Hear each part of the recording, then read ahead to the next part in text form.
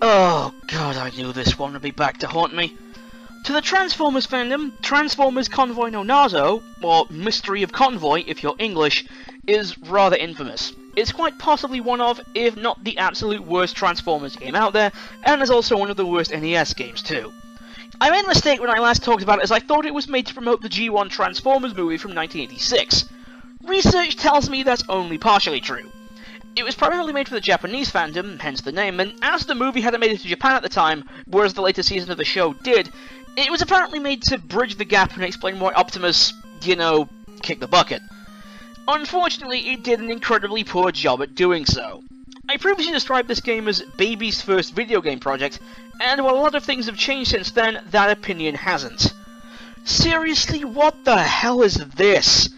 Apparently you're playing as Ultra Magnus, but the sprite is borderline unrecognizable.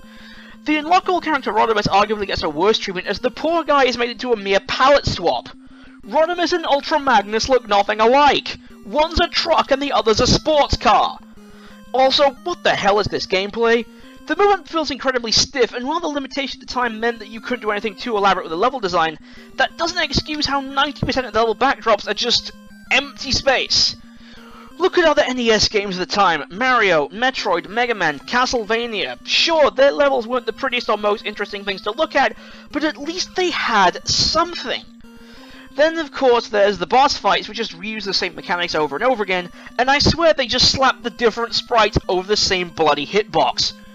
Or at the very least, there's some really wonky hitboxes in place for these fights. Some of my shots clearly missed and still did damage, and other times a direct hit did no damage at all. Also, the boss is used at least twice, and one of them is just a Decepticon logo. Yes, really. I suppose it could also be a reference to a lesser-known Decepticon weapon system from the comics, but that would require an amount of effort from the dev team that was quite clearly non-existent.